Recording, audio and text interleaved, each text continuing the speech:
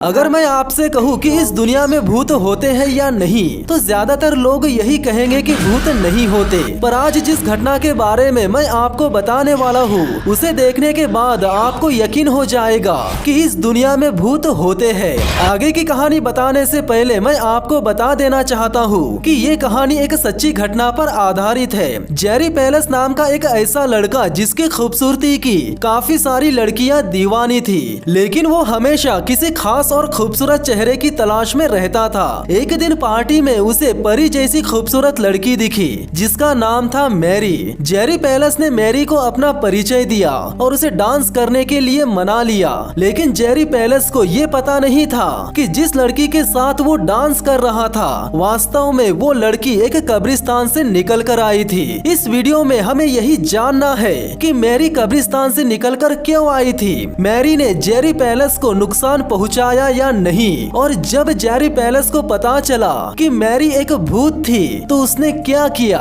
इन सभी सवालों के जवाब जानेंगे आज की इस वीडियो में। बस वीडियो को आखिरी तक जरूर देखना। दोस्तों, मैं कोशिश करता हूँ कि इस रहस्य लिमिटेड चैनल पर ऐसे वीडियोस अपलोड करूँ जो यूट्यूब पर पहले से मौजूद ना हो। आप यकीन नहीं करोगे कि इस तरह की इंटरेस्टिंग और काफी विचित्र सच्ची कहानियों को ढूंढने में बहुत ज्यादा वक्त लग जाता है। तो यार चैनल को सब्सक्राइब करके बेल आइकन को जरूर दबा देना। नमस्कार दोस्तों, मेरा नाम है विकी पाटिल और स्वागत है आपका रहस्य लिमिटेड चैनल पर। शिकागो के इलिनॉय में स्टील और कांच की बनी ऊंची ऊंची इमारतों के बीच बनी है एक बिल्कुल अलग सी इमारत जो इस शहर के 1869 के शुरुआती दिनों की याद दिलाती है। लाइमस्टोन से बने पानी के इस टावर का इतिहास बड़ा ही डरावना रहा है। 1871 में ग्रेट शिकागो फायर के दौरान जो शख्स यहाँ पंप्स चलाता था उसे लगा कि वो इस आग में जिंदा जलकर मर जाएगा, इसीलिए उसने खुद को फांसी लगा ली।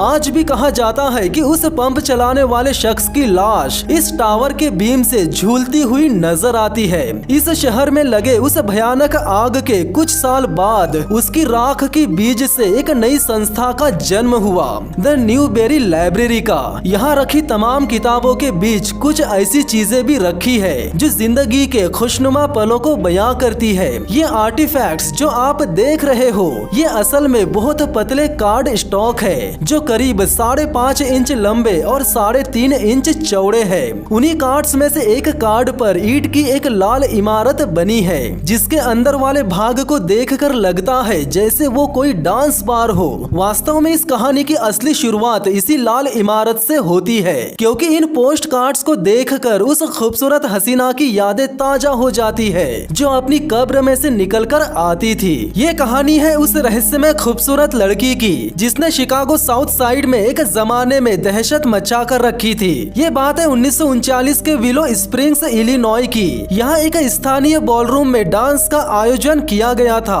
उस पार्टी में एक नौजवान लड़का भी शामिल था जिसका नाम था जेरी पेलेस। औरत जेरी पेलेस की दीवानी थी जिसके चलते वो किसी न किसी नई खूबसूरत लड़कियों को अपना शिकार बनाता था। लेकिन इस डांस बॉलरूम में वो एक ऐसी लड़की से मिलने वाला था जिसने उसे जिंदगी भर परेशान किया। कहते हैं पेलेस को इस पार्टी में एक बहुत ही सुंदर जवान लड़की दिखी। उसे देखते ही पेलेस की सांसें थम सी गई। लड़की ने एक सफेद ड्रेस पहनी थी और वो किसी परी जैसी लग रही थी। जिसके बाद पेलेस उस लड़की के पास गया और उसे अपना परिचय दिया। लड़की ने अपना नाम मैरी बताया, जिसके बाद दोनों जल्द ही डांस फ्लोर पर गए। हालांकि वो एक दूसरे को ज्यादा नहीं जानते थे, ये केवल एक रात की ही मुलाकात थी। इसके बावजूद भी वे दोनों देर रात तक एक साथ ही रहे। वे दोनों कई घंटे तक नाचते रहे। लड़की ज्यादा बात नहीं कर रही थी और वो बहुत ज्यादा रहस्यमय भी लग रही थी। कुछ देर बाद जब पार्टी खत्म होने वाली थी और लौटने का समय भी हो चुका था, तब पेलेस ने मैरी से कहा कि चलो मैं तुम्हें घर छोड़ देता हूँ। लड़की मान गई। फिर दोनों कार में बैठकर चले गए। मैरी ने पेलेस को अपने घर का एड्रेस बताया। पेलेस मैरी के बताए हुए एड्रेस की ओर ही जा रहा था कि तभी मैरी ने पेलेस को एक ऐसे रास्ते पर मुड़ने को कहा जहां घनघोर अंधेरा था और सड़क भी वीरान थी। मेरी की इस हरकत से पैलेस बहुत बुरी तरह से चौंक गया। वो तो उस जगह की उल्टी दिशा में जाने को कह रही थी जिसका उसने पता बताया था। वो उसी वीरान सड़क की ओर बढ़ते रहे, पर धीरे धीरे पैलेस की फिक्र बढ़ने लगी। इस इलाके में घर बहुत कम थे और उसे समझ में नहीं आ रहा था कि आखिरकार मेरी उसे कहाँ ले जाना चाहती है। तभी अचानक से मेरी ने कार रोकने को कही। जिस जगह पर पैलेस ने कार रोकी वहाँ कोई भी घर नहीं था तो सिर्फ एक बड़ा सा गेट जो कि कब्रिस्तान का था। पैलेस ने मेरी से कहा कि चलो घर छोड़ देता हूँ, लेकिन मेरी का जवाब सुनकर वो हैरान रह गया। उसने पैलेस से कहा नहीं, तुम मेरे पीछे मत आना। जिसके बाद मेरी कार से उतरी और तेजी से सड़क पार करने लगी। पैलेस उसे कार के अंदर से ही देखता रहा। पैलेस की हालत तब और ज्यादा खराब हो गई जब उसने मेरी को कब्रिस्तान के ओर जाते देखा। इसके बाद जो हुआ वो वाकई में रोंगटे खड़े कर देने वाला नजारा था। मेरी कब्रिस्तान के बंद दरवाजे के इस पार से उस पार चली गई। पैलेस ये सब देखकर बुरी तरह घबरा गया। उसे यकीन ही नहीं हो रहा था कि वो जिस लड़की के साथ डांस कर रहा था वो लड़की नहीं बल्कि एक भूत थी। मामले के तह तक जाने के लिए अगली शाम वो उस पते पर गया जो मैरी ने उसे दिया था। पते पर पहुंचने के बाद जब पैलेस ने दरवाजा खटखटाया तो दरवाजा एक बुजुर्ग महिला ने खोला। फिर पैलेस ने उस महिला से पूछा कि क्या कल रात मैरी घर लौट आई थी। तो उस महिला ने कहा कि यहाँ मैरी नाम की कोई लड़की नहीं रहती। लेकिन जब पैलेस जाने वाला था तभी उसकी नजर एक ऐसी चीज पर पड़ी जिसे देखकर वो जगह पर ही खड़ा रह गया। उस बुजुर्ग महिला के पीछे उसी लड़की की फोटो रखी थी जो उसके साथ डांस कर रही थी। पैलेस ने उस फोटो को देखकर कहा कि यही वो लड़की है जिसे वो कल रात मिला था।